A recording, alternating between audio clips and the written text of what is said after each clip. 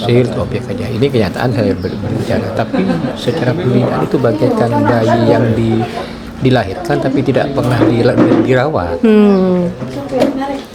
Cuma bayi disuruh popoknya disediakan, susunya disediakan, suruh anu sendiri. Masa iya kalau masih suruh pakai celana sendiri gitu? Ya, mungkin. Ini kan busuk dibesarkan, butuh dirawat. Betul. Kalau berhasil nanti dijadikan objek nanti pelaporan, jelas itu. Iya. Contoh gitu Pak ya? Iya.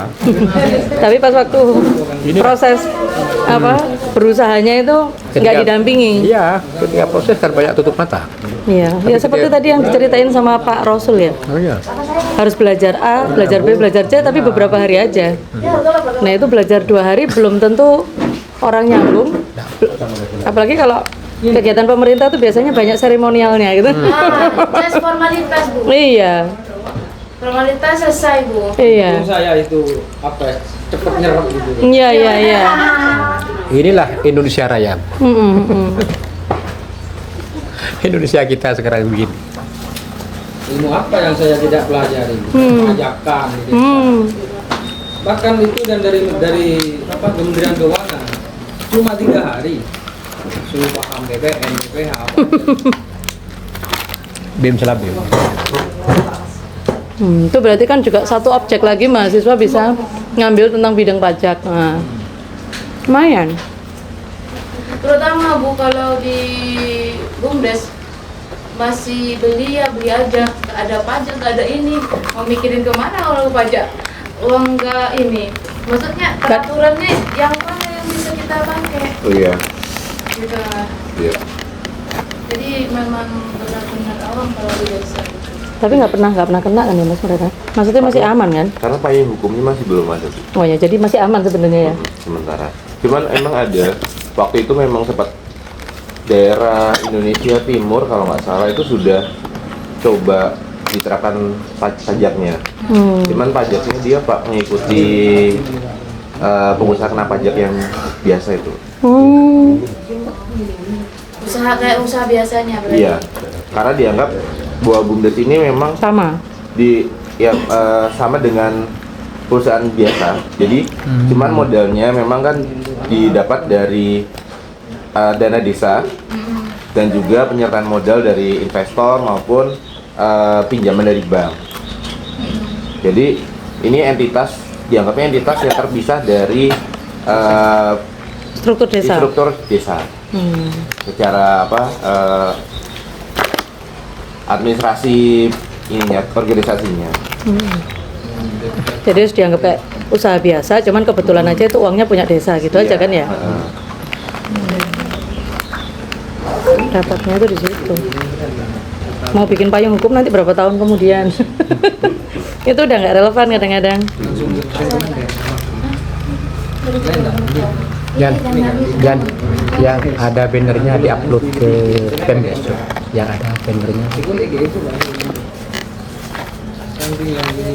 Kalau dia masih diikat,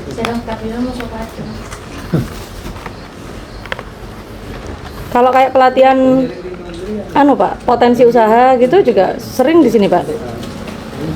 Kalau lebih ke buat kami-nya kalau di Sumeneb. Tapi kalau di BUMDesnya sendiri tidak pernah. Kalau untuk BUMDes masih awam. Tidak pernah. Ya saya katakan tadi itu. Bayi dilahirkan, popoknya diberi, susunya diberi, tapi tidak pernah dirawat. Ya itulah gambaran kita. Jadi kalau dilihat itu, kalau BUMDes kemarin aja kita mau buat badan hukum itu, kan ngajukan ke Kementerian Hukum, dikasihlah format dulu awalnya sama Pak Bupati, punyanya Desa Beluk Suarez kalau nggak salah. Cuman tak lihat begini ya. Jadi tak lihat di websitenya ada ternyata formatnya. Ngikutin lah. Ngikutin. Dan namanya juga buat berapa kali revisi ya, 5 kali, paling 2 bulan itu 5 kali revisi. Itu kayak orang skripsian, asli kayak orang skripsian itu. Ya 2 bulan, ya alhamdulillah keterima. Cuman sekarang teman-teman suruh usahakan, ya kadang kita harus pintar-pintar ngecek WhatsApp-nya, disetujui atau tidak, kalau revisi bagaimana. Ternyata sekarang itu sulit sekali katanya dapat AHU, teman-teman itu. Sangat sulit. Kita dapat AHU 2022, berdiri langsung dapat. Cuman teman-teman yang lain sampai saat ini belum ada. Yang kecamatan Bunten.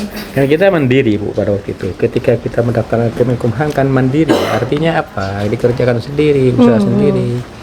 Bahkan pendampingan dari kecamatan nggak ada. Itulah kita. Ini berbicara realita pemerintah sekarang itu, bukan kita a priori pada pemerintahan. Ini belum lagi Koperasi Merah Putih, Pak. Oh, itu Bang Tindin itu. Koperasi Merah Putih gimana? Kapan itu? Di sini juga sudah dibikin. Sudah dibentuk. Nah, mesti dibentuk Bu, karena ini merupakan tekanan Bergerak. kebijakan. Payung hukumnya juga bingung pengelolanya itu, kasihan. Karena teknis pengelolaan itu masih belum ada juknisnya yang jelas. Tapi kami kira ini agak miris ya. Ketika ini, misalnya nih dana dari Danantara itu ya dikucurkan 3M dengan harapan mengangkat ekonomi masyarakat itu dengan pinjaman misalnya, pinjaman tanpa agunan dengan bunga yang gede. Kami kira ini belum kosong nanti. Nanti kalau macet kredit itu siapa nanti ya? Moro-moro nanti dari Menteri Keuangan yang dijadikan jaminan nanti DD, dana desa. Apa kalau ini terjadi kredit macet di masyarakat, kita tidak akan membangun dengan disegelnya DD itu sebagai jaminan ini. Nah, ini suatu kebijakan yang ngawur kami kira. Dia tidak melihat fakta di lapangan di bawah itu, tidak melihat. Betul. Dia hanya hidup di teoritis. Coba ke lapangan sendiri. Dari pusat itu mungkin nonggo ke lapangan. Pegadaian saja Bu, yang jaminannya emas itu aja banyak yang kelelang kalau tidak kuat menebus. Berapa banyak bank-bank nasional itu yang kredit macet itu berapa banyak? Banyak. Padahal di Pegadaian itu orang-orangnya sudah pasti pelatihannya udah intensif ya Pak. Di perbankan saja itu analisanya sudah mantap. Ada surveinya, sudah survei kelayakan usaha dalam menetapkan pelapor pinjaman sudah. Tapi ujung-ujungnya macet. Iya. Terus ini ada Koperasi Merah Putih ugal-ugalan ini terlalu berani dengan kayak gini kan Nah itu nol besar. Kayak gini tuh saya udah kayak mikir, wah ini mahasiswa bisa nih ngambil. Iya, coba ambil tuh Bu. Coba ambil tuh. Ambil skripsi tentang Koperasi Merah Putih. Koperasi Merah Putih dan urgensinya kepada pengentasan kemiskinan itu gimana nanti? Malah dibantu nggak bapaknya? Pada permasalahan bisa diangkat juga potensi kredit macet dengan adanya Koperasi Merah Putih akan besar tuh. Kami kira akan besar. Secara analisis keuangan akan besar. Kenapa? Karena di situ tidak ada jaminan pasti, tidak ada agunan. Apa yang akan dipertaruhkan? Tidak ada agunan, tapi diajari untuk cara memanage nggak Pak nantinya? Ya saya katakan seperti itu Bu.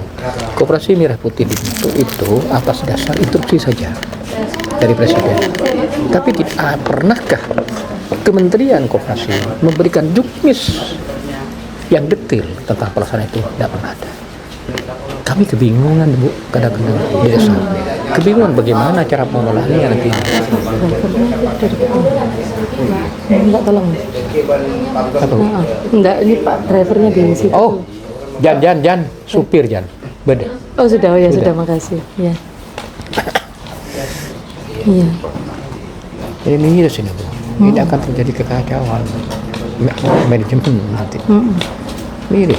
Itu Bang Tindih. Terus terang saja. BUMDes saja ini masih belum beres urusan. Ditambah dengan bebanan kita di Koperasi Merah Putih. BUMDesnya saja ini masih belum beres urusan seluruh Indonesia. Betul. Sebenarnya orang tuh kan nggak selalu siap dengan BUMDes sebenarnya Pak. Tapi dipaksakan. Terus sekarang Koperasi Merah Putih juga begitu, dipaksakan nanti. Ini kan begini Bu, ini kan maunya kan gebrakan sebuah rezim pemerintah kami kira. Ingin tampil beda, kayaknya gitu kan, ingin tampil beda ini gini. Dengan adanya sini ini. Tapi orang pusat itu tidak pernah mengkaji apa sih permasalahan di bawah sebenarnya. Kan ibu sekarang selalu suruh dari mahasiswa kan ingin tahu apa sebenarnya dari bawah itu. Masalah apa? Nanti dari data permasalahan itu kita angkat nih solusi. Betul. Iya.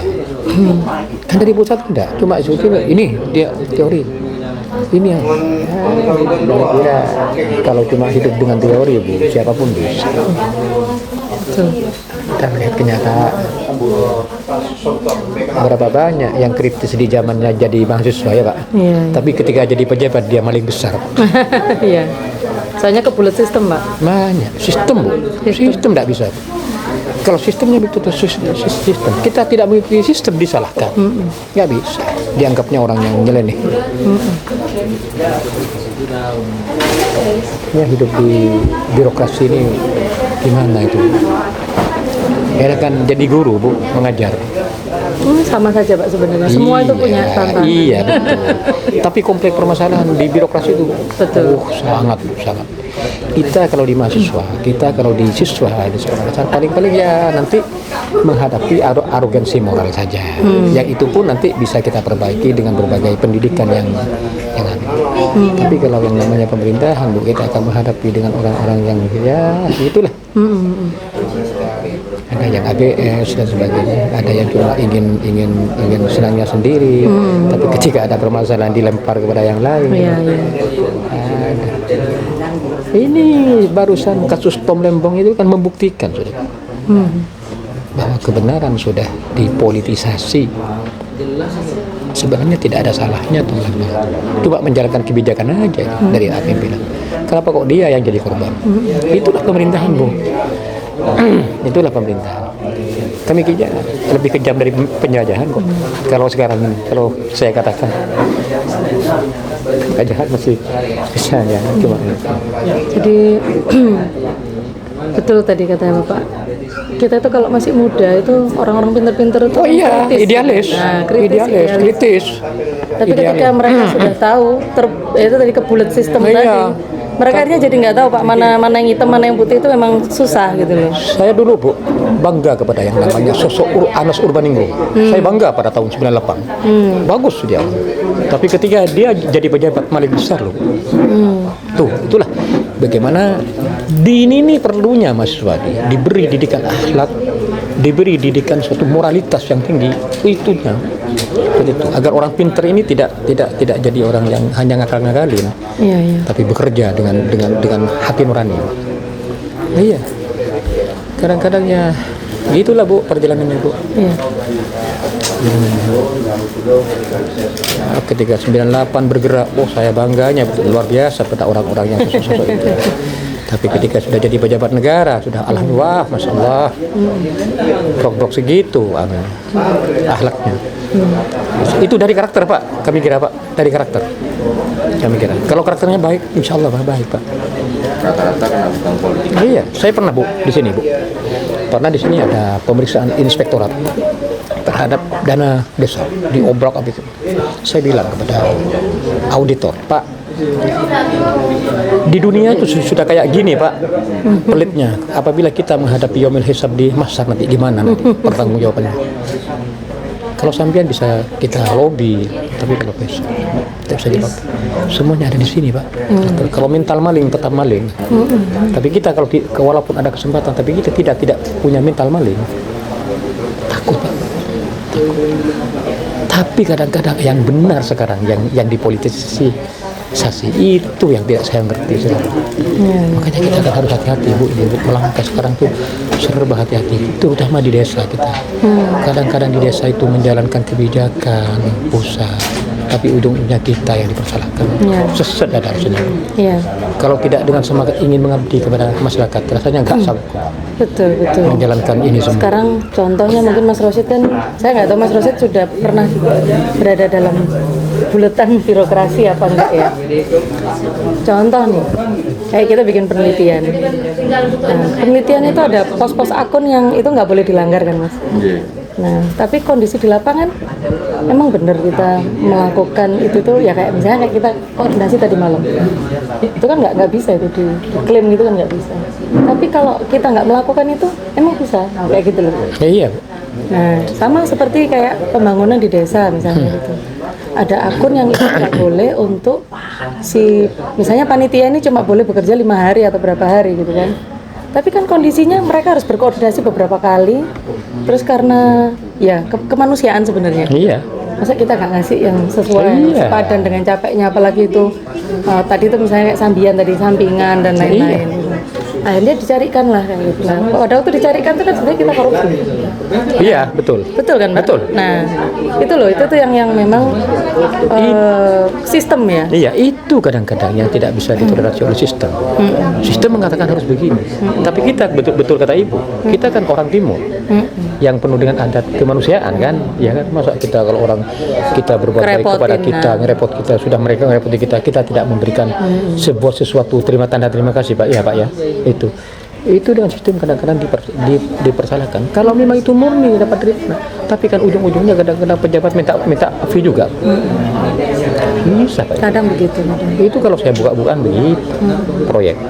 Kalau tidak membayar 30%, tak mungkin kita dapat kering selamanya Pak. Ini saya ungkap ini ya. Iya. Fakta di lapangan itu mengatakan begitu. Jadi salam tempel dan lain-lain untuk memperlancar itu. Tidak bisa Bu. Kenapa? Karena semua itu kue-kue BK, bantuan keuangan provinsi, baik pusat, semuanya serba ada yang memafiahin semua. Kalau kita tidak punya orang DPR RI di sana, jangan harap kita dapat dana APBN. Tidak bisa. Kalau kita tidak punya orang yang di provinsi, jangan harap kita punya dana di provinsi. Semuanya ada orang-orang yang mengevlog. Iya, dan orang-orang yang jadi pengelar itu mesti Pak minta persentase fee Pak, mesti itu sudah. Tidak mungkin secara ikhlas tidak mungkin. Sistem sudah kata Ibu tadi. Ya itulah permasalahannya. Kalau kita angkat di permukaan. Dan itu kadang-kadang para pejabat sok suci. Kadang-kadang seakan-akan dia bicaranya di hadapan orang itu banyak sok suci. Lempar batu sembunyi tangan. Dia bersih seakan-akan.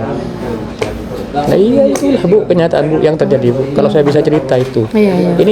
Ini hanya curhatan lah. Iya. Dari Ibu dari pemerintah yang terbawah. Iya ini.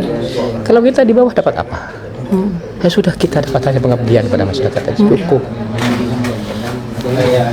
Sebenarnya Kak Ibu kan ada ini kepala desa ditangkap karena korupsi. Sebenarnya bukan kepala desanya yang korupsi. Lihat pejabat-pejabat kabupatennya, pejabat-pejabat provinsinya ucut semua itu. Aliran-alirannya mesti ke sana. Bagaikan upeti Pak, yang mengalir Pak. Itu aslinya. Kita sebenarnya tidak bersalah, kita hanya korban kok. Korban dari sebuah sistem. Seperti BUMDes sekarang ini, katanya ini kan sebentar lagi akan diam dengan BPK dan sebagainya. Ya kalau kita sudah disidik, kalau kita sudah diaudit, tidak ada yang lepas dari kesalahan. Mesti salah Pak. Tidak ada yang benar Pak, mesti salah. Iya, betul. Mesti salah. Kalau tidak salah berarti tidak ada temuan. Kalau tidak ada temuan dianggap BPK tidak bekerja. Iya salah. Iya, intinya tetap harus ada temuan. Iya, harus ada meskipun salah. itu minor lah gitu. Harus ada salah. Itulah. Harus ada salah. Kalau tidak ada salah bukan audit namanya. Betul. Sebenarnya kalau di audit perusahaan besar itu mesti kan ada WTP, wajar tanpa pengecualian. Ada gini ya Pak. Kalau cuma salah-salah 0, berapa itu kan bisa dimaafkan wong manusia. Tempatnya salah dan lupa. Tapi itu susah tuh Pak. Kita bukan malaikat. Karena itu sistem yang beriatu gitu. Kita nggak kerja tadi bener Pak. Iya sebenarnya kalau sama kayak proyek ya. Proyek itu kan gitu. Sekarang menyelesaikan sampai sini dulu. Sebenarnya dia mampu mengerjakan di real lapangan tuh dia mampu mengerjakan sampai sini. Tapi kan anggaran nggak bisa harus ini ya nanti tahun depan lagi. Jadi itu kadang-kadang satu kerjaan yang sebenarnya bisa dikerjakan 1 tahun tapi dia bisa split itu gitu. Supaya kayak gitu tadi. kalau tidak dikerjakan tahun depannya kan dia tidak dapat fee tahun depannya Bu. Iya. Seperti itu. Apa ya teori apa jenenge? Principal agent. Teori agency. Iya. Gitulah. Nggih. Pak Yusuf, siap proyektornya Pak Yusuf. Oh iya. Mari ke sana. Iya. Ayo teman-teman. Sorry.